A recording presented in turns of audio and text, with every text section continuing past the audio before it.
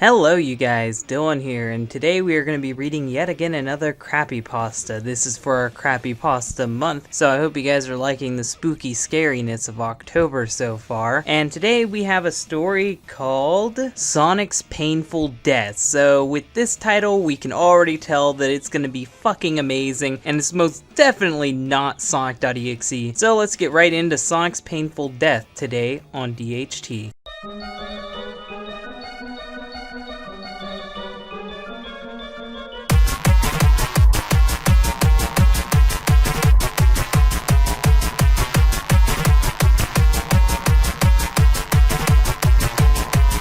Okay, this may seem like one of those haunted gaming stories, but technically it's not one of them. Judging by what page the story is now on, I'm pretty sure it is, guy. But let's just keep on reading. But I recently played this one game in a CD called Sonic's Painful Death. Well, I'm glad the game is in a CD. Not on a CD, it's in it. So, you must have had one hell of a time getting it out of there. I thought it was just a hack or a joke. I was mistaken. Someone might have made this game or something. Wait.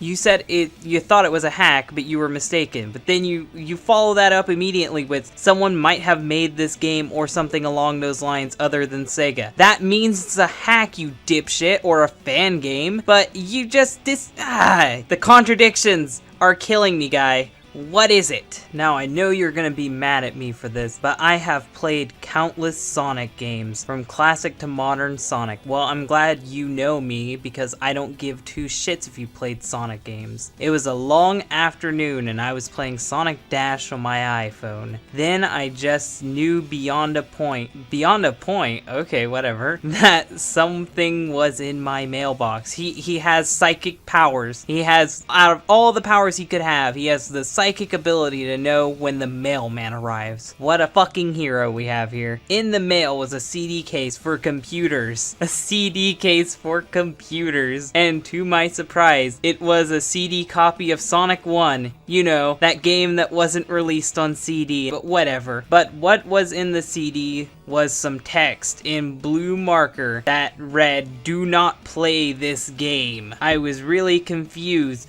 Then I thought to myself, how can a Sonic game be that big of a scary game? Well, obviously you haven't read Sonic.exe, that shit's fucking terrifying, man. Or maybe you have read it and this is a direct fucking ripoff of it, but let's keep going, not Tom. That's what I was about to find out when I went into my room. I put the CD into my computer CD tray, telling you in detail every step of it, and the game started up. What was odd, however, was that it had no Sega logo when I started up the game. It just went to the title screen, and he has a little screen capture here. Fucking lovely. Now let's look at this majestic screenshot we have here. Sonic is fucking grossed out, and it looks like he's so disturbed that he has like a little bit of a twitch going on there. This is a very scary screenshot for sure. The strange thing is that Sonic looked very, very nervous and somewhat afraid, and the music that was playing in the background was from Sonic 4 Episode 1. The title screen music, which isn't scary at all, only playing in reverse. Well, now that's a little bit irritating, but still not scary at all. There was no Sega 1991 text. This is strange, I said to myself. I pressed the start button and the title screen faded, but I was somewhat dumbfounded when the title card popped up. And then we are presented with another screenshot of the spooky game, and the title of the level is called Suicide. Ooh, totally scary and original. I can't wait till this story's over. What the fuck? Is this some kind of joke or a hack? That's when Sonic, the Green Hill Zone, and the monitors appeared in the zone, but the background was pitch black, with no clouds, no river, anything. Things being pitch black in a creepypasta? Never done before. I'm totally original, says the author. And the music was, to my surprise, the Green Hill Zone theme. It's my surprise because we're in Green Hill Zone and the actual theme is playing to it. But it was barely slowed down. If it's in reversed, why are you surprised? At all. It's just the same typical creepy bullshit. Then Sonic saw a box that gives you more speed than before. Here comes the confusing part. Sonic looked at me and he said one of the most requestable sentences ever. I don't think that's the right word there. What a nice box. I would like to spin dash into it. So getting that, saying in my head, I pressed down the arrow key and made Sonic crouch down to do a spin dash because you know, Sonic won. He can so do the spin dash here. I pressed the A, B, C buttons multiple times. I knew right away that Sonic was going faster and faster and faster and crashed into more boxes more and more and then splat. Totally not ripping off Sally.exe. Totally original idea.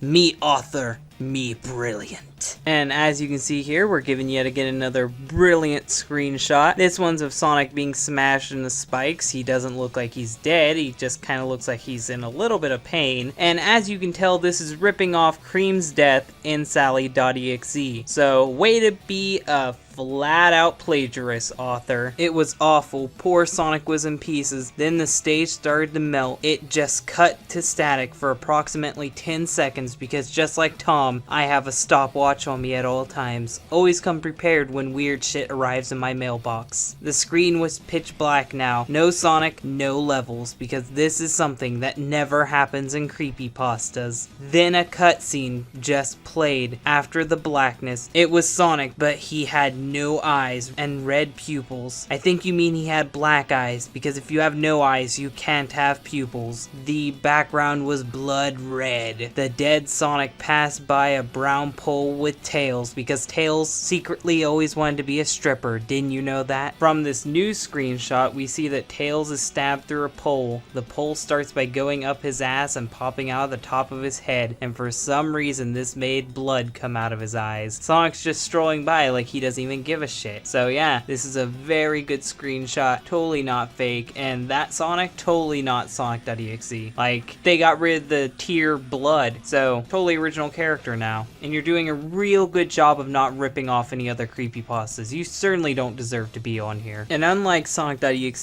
this author doesn't pad out his story. He gets straight to all the characters being dead, because next, the author says, "What in the world is going on with this game?" I said. The dead Sonic passed by another brown pole. This time it had Knuckles, and as we can see, Knuckles is also stabbed through the ass, but this time he's clearly showing that he is in a lot of pain, and Sonic walks by like he doesn't even give a fuck. Now that's just plain creepy, I said to myself. Dead Sonic went by the last pole, and it was Sonic in a very weird and sexually suggestive pose. The dead Sonic stood there looking at Sonic for about approximately 15 to 20 seconds because he is timing this out for no in particular reason. Then static came back, but only for half a second. How did you count half a second? How did you count half a second and write this down? Your priorities are just everywhere, man. And I was very scared when I saw this. The totally not Sonic.exe title screen. I mean, there's no blood tears, so this has to be a whole different guy. It's totally original, people. He's not a ripoff. The title screen came back on in a really freaky way. The dead Sonic with his red eyes was now there. The text said Sega 1991 was replaced with Sega Dead, because that's fucking spooky apparently. The sky was gray